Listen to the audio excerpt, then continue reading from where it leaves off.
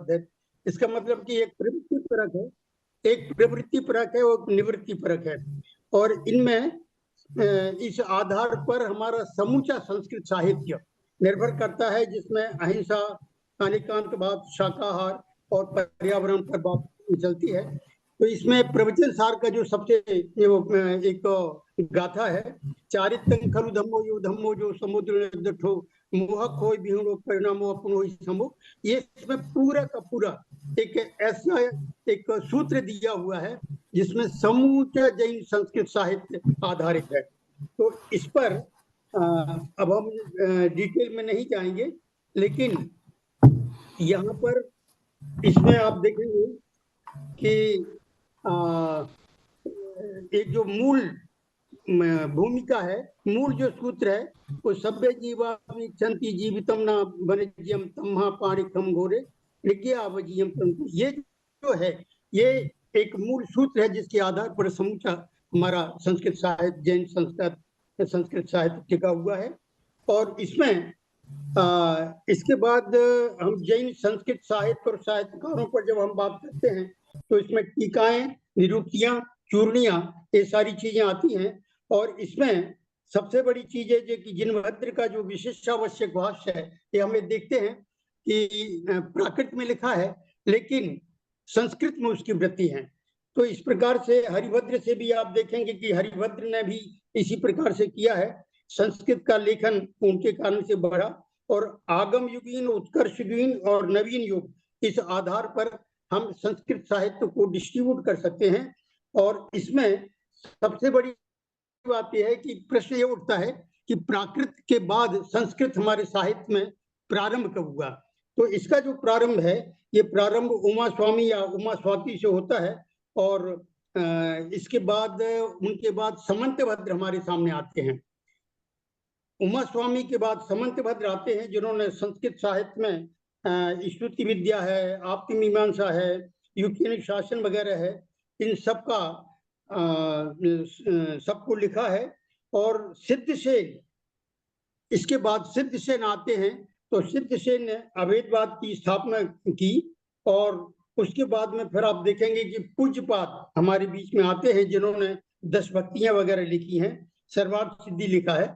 और इसी तरह से जैनेन्द्र व्याकरण, एक जैनेन्द्र व्याकरण है, पात्र के श्री, हम बात अब क्योंकि समय बहुत हो गया है इसलिए हम सीधे चलते चले जाते हैं, ज्यादा इस पर डिटेल में नहीं जाएंगे। तो पात्र केसरी का त्रिलक्षण दर्शन, और उसमें उनका जो आता है अन्यथा अनुपन्नत्वम वाली जो ये एक अन्यथा अनुपन्नत्वम वाला जो सूत्र है, उसके आधार पर समूचा संस्कृत साहित्य और पर्टिकुलरली न्याय साहित्य आधारित है।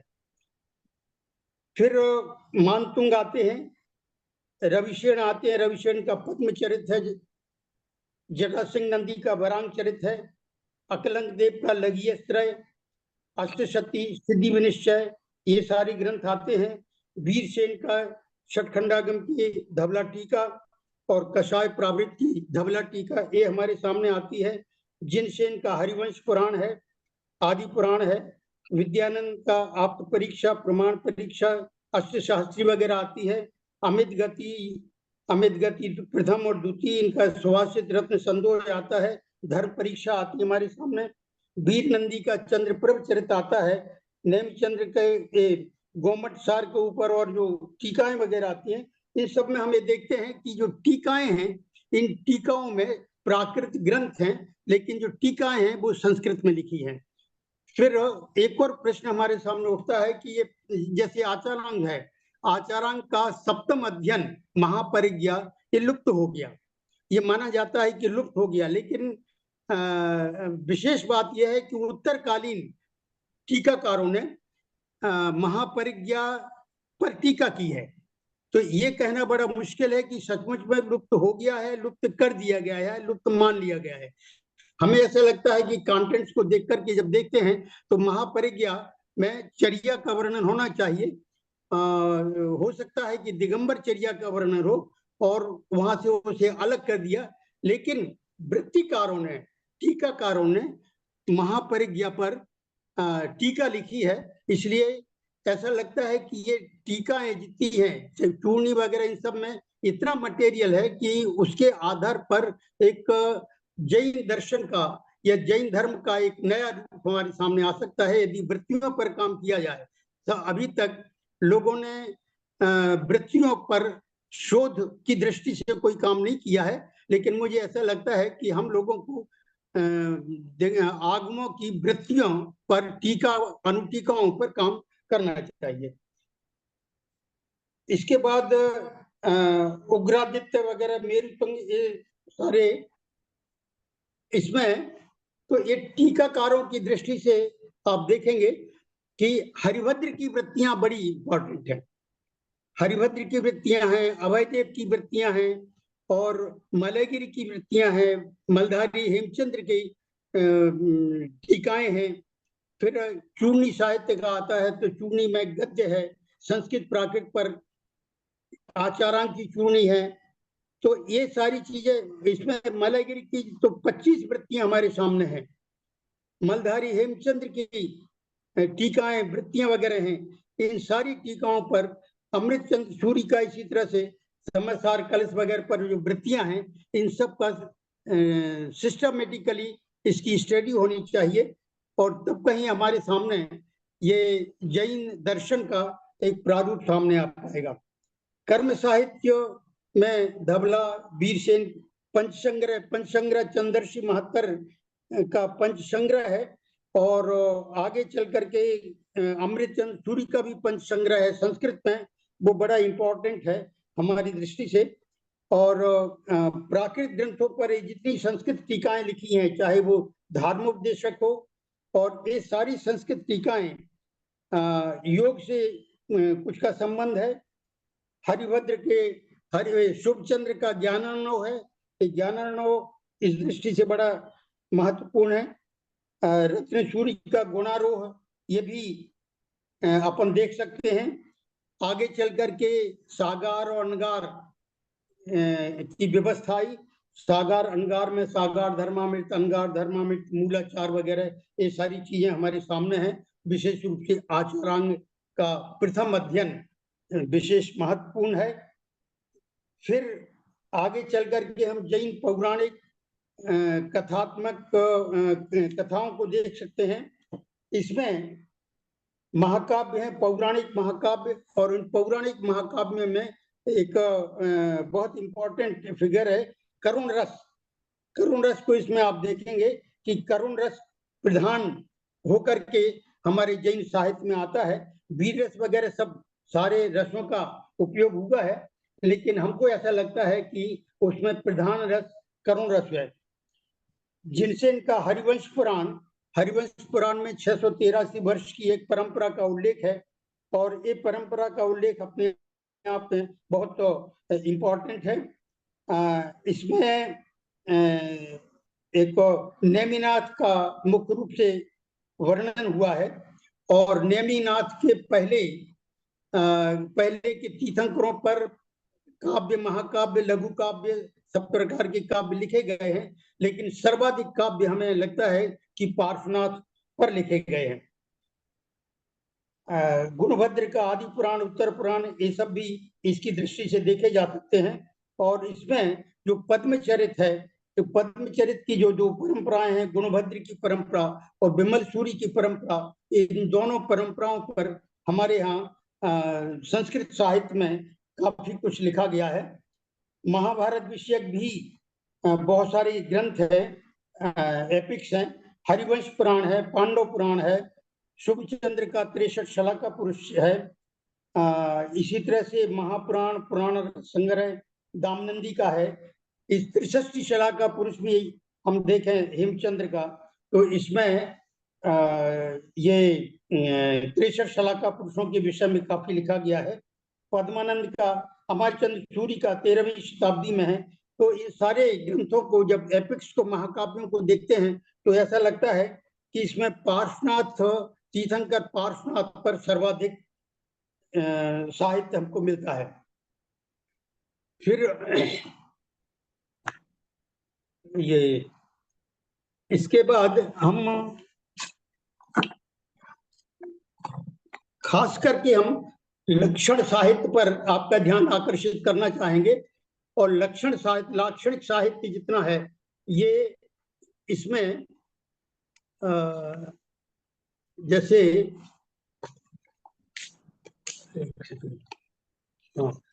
अब लाक्षणिक साहित्य में व्याकरण साहित्य पर बड़ा काम हुआ है। और व्याकरण साहित्य में एक तो शब्द पाहौर जैसे शब्द प्रावृत है, इनका जैनेन्द्र व्याकरण, देवनंदी का जो जैनेन्द्र व्याकरण है वो उसी प्रकार का है जिस प्रकार से अग्रवाल ने काम किया, वासुदेव शरण अग्रवाल ने काम किया। उसी प्रकार से जैनेन्द्र व्याकरण पर भी काम किया जाना चाहिए। शोधकों का ध्यान, शोधकर्ताओं का ध्यान अभी जैनेन्द्र व्याकरण पर नहीं गया है, लेकिन इतिहास की दृष्टि से इसमें जिस तरह से पाणिनि कालीन भारतवर्ष लिखा गया, उसी तरह से इस पर भी काम किया जा सकता है। ऐन्द्र व्याकरण है, ऐन्द्र व्याकरण वगैरह, ये व्याकरण पर काफी काम हुआ है, काफी साहित्य हमारे यहाँ मिलता है। और जैनेन्द्र व्याकरण, जैसे हमने आपसे बात की कि जैनेन्द्र व्याकरण बहुत इंपॉर्टेंट है। और पाणिनि की, जैनेन्द्र की संज्ञाएं वगैरह आप देखेंगे कि किस प्रकार से पाणिनि की व्याकरण बड़ा एक टिपिकल हो जाता है, लेकिन जैनेन्द्र व्याकरण काफी सरल बनाया है उन्होंने। और इसकी तुलना यदि हम करें तो पाणिनि व्याकरण और जैनेन्द्र व्याकरण की भी तुलना हमने अपने एक आलेख में की है। इस तरह से आयुर्वेद साहित्य आप देखिए कि आयुर्वेद साहित्य में ये कल्याणकारक तो इसमें बहुत अच्छा, एक मिनट, कल्याणकारक तो जैन वैद्य ग्रंथों में कल्याणकारक में ये भी कहा गया कि एक हेमंतभद्र ने बड़े विस्तार पूर्वक आयुर्वेद के 8 अंगों पर जो भी कहा था, वहां उग्रादित्य ने उन 8 अंगों पर विचार किया है। और कल्याणकारक इस दृष्टि से बहुत ही इंपॉर्टेंट है। फिर गुणसूरी, अच्छा, राजस्थान में आशाधर संस्कृति का, देखिए हमने संस्कृत में वैदिक ग्रंथ, राजस्थान में संस्कृत में वैदिक ग्रंथ बहुत लिखे गए। बीकानेर में खट्टरगच्छी, इनकी लक्ष्मी कीर्ति के शिष्य लक्ष्मी वल्लभ ने शंभुनाथ कृत संस्कृत के काल ज्ञान पर भाषानुवाद भी किया है। और कल्याणकारक खास करके यदि देखें तो अहिंसक दृष्टि से इसमें बहुत सारी चीजें आई हैं। और आयुर्वेद में किस प्रकार से अहिंसक दृष्टि से उसकी अपने आयुर्वेद का उपयोग किया जा सकता है, इस दृष्टि से कल्याणकारक एक महत्वपूर्ण ग्रंथ हमारे सामने आता है। वनस्पति आयुर्वेद इसी में आता है। और इसके बाद आप देखें कि पर्यावरण चेतना की दृष्टि से भी हम बात करें तो हमारा जैन संस्कृत साहित्य एक महत्वपूर्ण भूमिका अदा करता है। इसमें छंद शास्त्र है, तो छंद शास्त्र में अभी हम ये देख रहे थे सूत्रकृतांग में 42 छंद आता है। ये 42 छंद का प्रयोग अन्यत्र हमको दिखाई नहीं दिया। और इस दृष्टि से यदि अंगों का उपयोग किया जाए, अंगों का अध्ययन किया जाए, गंभीर अध्ययन किया जाए, तो छंद शास्त्र की दृष्टि से भी ये इसका महत्व हम समझ सकते हैं। फिर इसमें क्या है, संघ, गणित में भी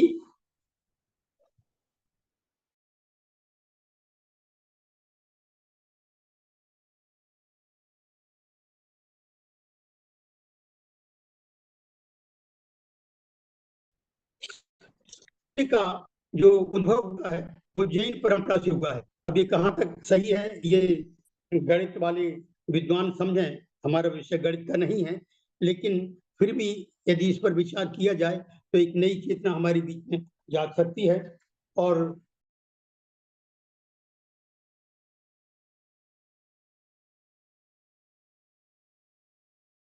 नीति शास्त्र है, रत्न शास्त्र, चित्रकला आदि पर भी बहुत हमारे ग्रंथ मिलते हैं। कंदर चूड़ामणि, काम प्रदीप, कोक प्रकाशर आदि ग्रंथ।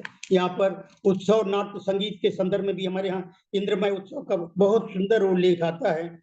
और स्कंदमय का, रुद्रमय का, मुकुंदमय का, ये सारी जो मय जितने उत्सव हैं, ये उत्सव पर हमारे यहाँ काफी चीजें, काफी सामग्री मिलती है।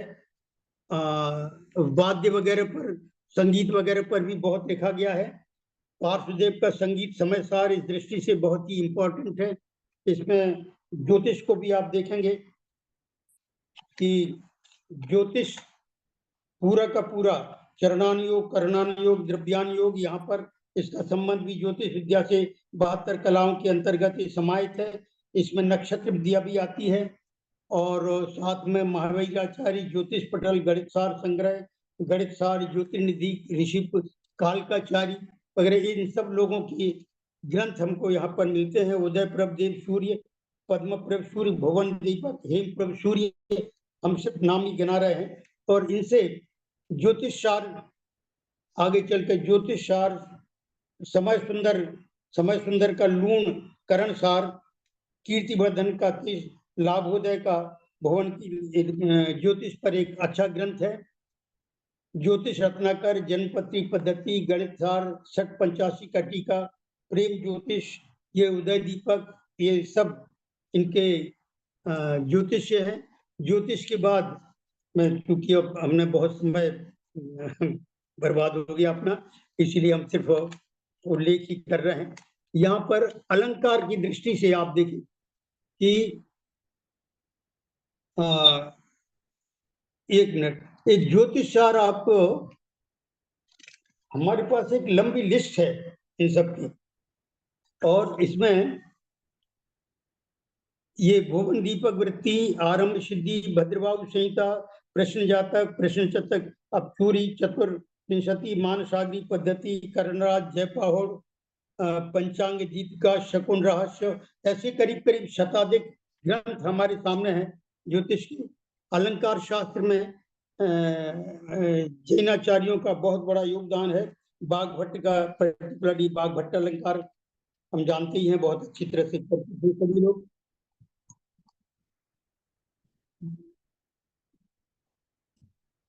हेलो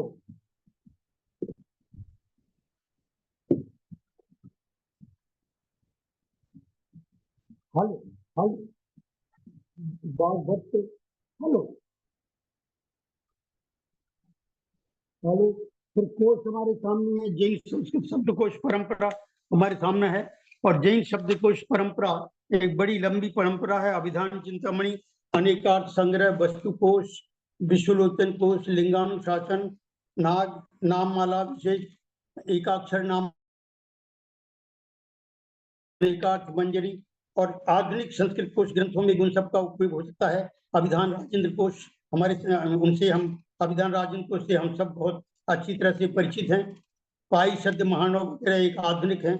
और इनमें जैन ग्रंथ प्रशस्ति संग्रह है और जैन अभिलेख संग्रह, खास करके श्रमण बेलगोल के हैं जैन अभिलेख संग्रह, और प्रशस्तियां वगैरह हैं। ये सब संस्कृत की दृष्टि से बहुत ही इंपॉर्टेंट है। और हमने ये इस प्रकार से एक करीब करीब 1000 पेज हमने जैन संस्कृत साहित्य के इतिहास पर लिखे हुए हैं। और हो सकता है कि यह बहुत जल्दी ग्रंथ प्रकाशित हो जाए गवर्नमेंट ऑफ इंडिया से।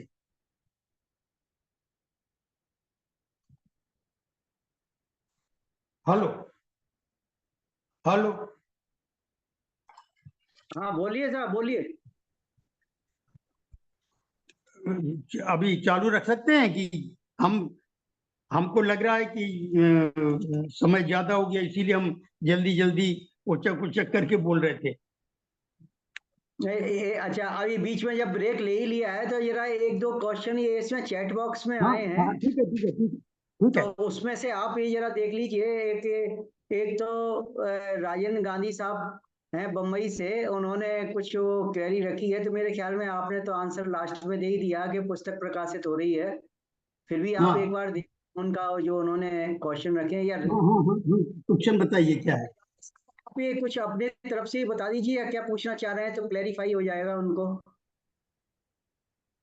नहीं नहीं, वो क्या पूछना चाहती है पूछिए। हाँ, गांधी साहब, राजन गांधी साहब।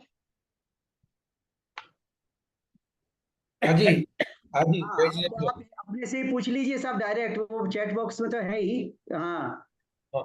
सो जैसे आपका ये जो प्रेजेंटेशन है बहुत इम्पोर्टेंट है, मुझे लगता है, क्योंकि हमारे जो जैन आचार्य हैं उन्होंने किस तरह से योगदान दिया है संस्कृत लिटरेचर में, तो इसका ये जो संशोधन या इसका एक सिस्टमेटिक पब्लिकेशन हो बहुत ही अच्छी बात है।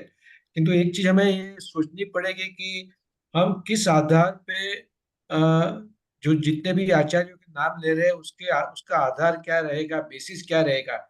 एक है कि लैंग्वेज की दृष्टि से कि संस्कृत लैंग्वेज का किस तरह से उपयोग किया है, वो कि उसका कंटेंट जो भी है वो कंटेंट किस तरह से प्रस्तुत कर रहे हैं संस्कृत के माध्यम से, लैंग्वेज के माध्यम से, और जो ऑथेंटिक लगता हो और जो जिसके अंदर हमारी जो जैन फिलोसॉफी किस तरह से प्रकाशित हो रहा है। तो ये दोनों चीजें, एक सिर्फ लैंग्वेज की दृष्टि से देखा जाए और दूसरी चीज है कि जो सब्जेक्ट मैटर है उसको किस तरह से प्रकाशित किया जा रहा है, ये दोनों चीज को ध्यान में रखनी चाहिए। और मुझे ऐसा मानना है कि जब हम ये संकलन करते हैं अलग अलग आचार्यों के नाम और उनकी पब्लिकेशन और उनके योगदान के लिए, और हमारे अलग अलग सेक्ट्स के अंदर अलग अलग आचार्य हुए हैं, तो थोड़ा सभी सेक्ट के आचार्यों का नाम बराबर आ गया है कि नहीं, कुछ रह नहीं गया है, ये ये ये देखने के लिए देखिए, आप एक जो ये ऐसा है कि हमने जैसे आपको कहा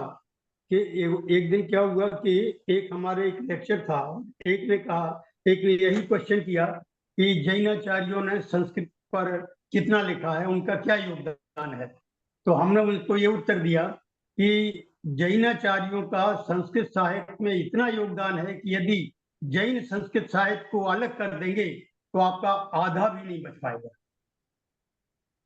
तो उन्होंने कहा कि ये कैसे आप कह सकते हैं। हमने कहा कि बिल्कुल हम डंके की चोट पर कहते हैं, जितना संस्कृत साहित्य पर लिखा है कदाचित किसी दूसरे संप्रदाय ने इतना बंद करके नहीं लिखा।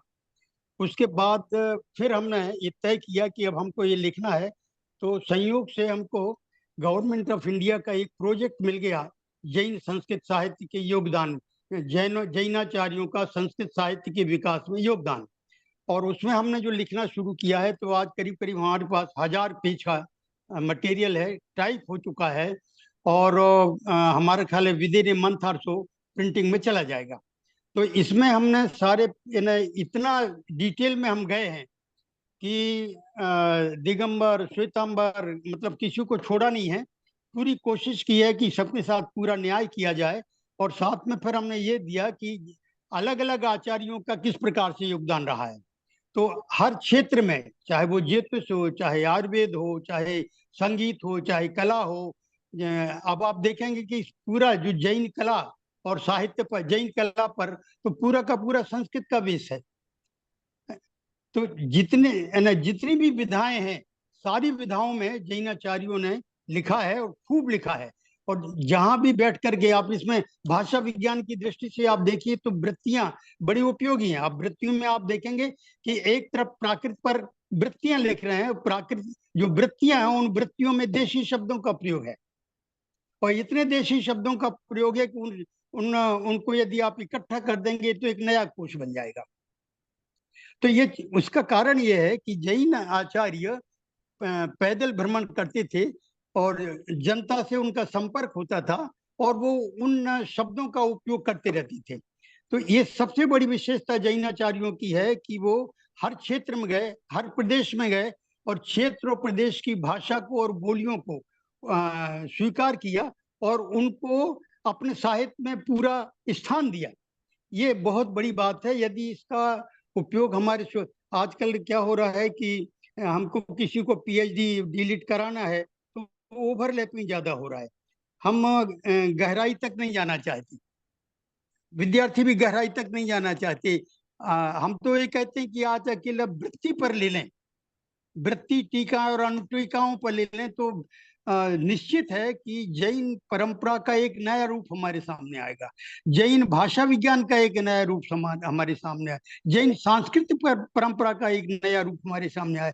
वृत्तियों पर हम लोग क्यों नहीं करते हैं? हम क्यों इधर इधर आप देखिएगा सूत्रकृतांग, अभी सूत्रकृतांग में एक है समय का अध्ययन, समय। अब हम देख रहे थे कि उधर समय है, इधर कुंद कुंद का समय सार है।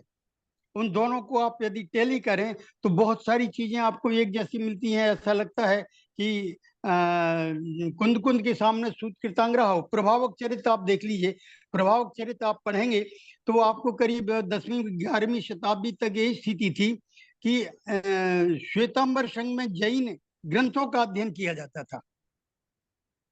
उस दृष्टि से प्रभावक चरित्र तो ऐसे मतलब एक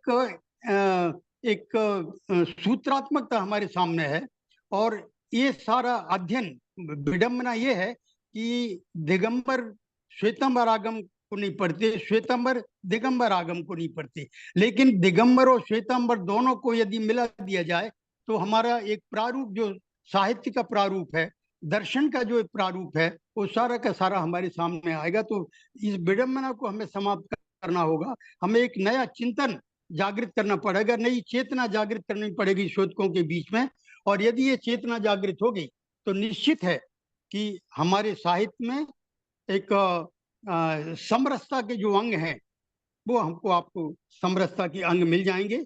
और ये चाहे वो पुरुष प्रधान हो चाहे महिला प्रधान हो, लेकिन वो सारे जो बड़े बड़े एपिक्स और लघु एपिक्स, लघु काव्य और महाकाव्य, ये सब कुछ जो हमारे सामने है, दाक्षिण साहित्य जितना भी, चाहे वो नाट्य दर्पण हो रामचंद्र सूरी का, चाहे ये संदेश तक हो, ये सब की सब चीजें इतनी उपयोगी होंगी कि जिसकी आप कल्पना नहीं कर सकते। मैं तो पुनः अपने साथियों से ये निवेदन करना चाहेंगे कि हम किसी भेदभाव में न पड़ करके और इस साहित्य का आलोकन करें।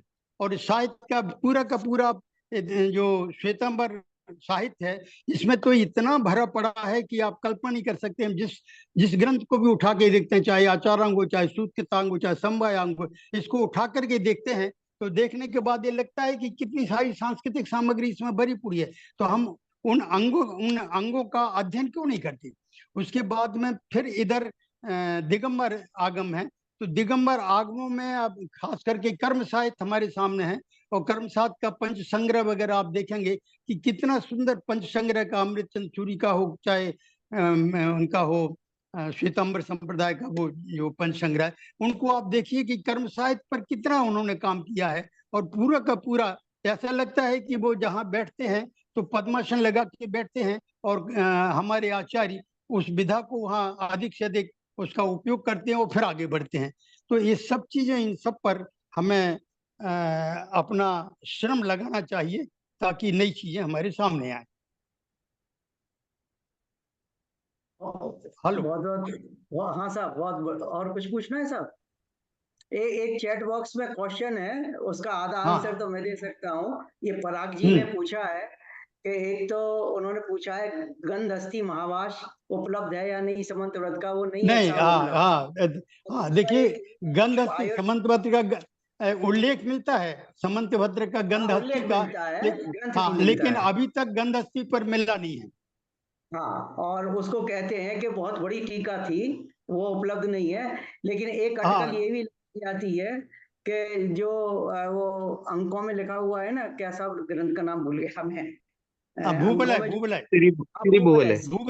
श्री भूबल है, उसके अंदर ये ग्रंथ उपलब्ध है, ऐसा लोग अनुमान लगाते हैं। अब ये है कि श्री भूबल का एक भाग निकला है। जब तक वो पूरे भाग नहीं निकलते, पूरा ग्रंथ सामने नहीं आता, तब तक कुछ कह नहीं सकते। लेकिन वो तो एक बड़ा विचित्र ग्रंथ है, मतलब यो कहना चाहिए कि अनुपम ग्रंथ है श्री भूबल है।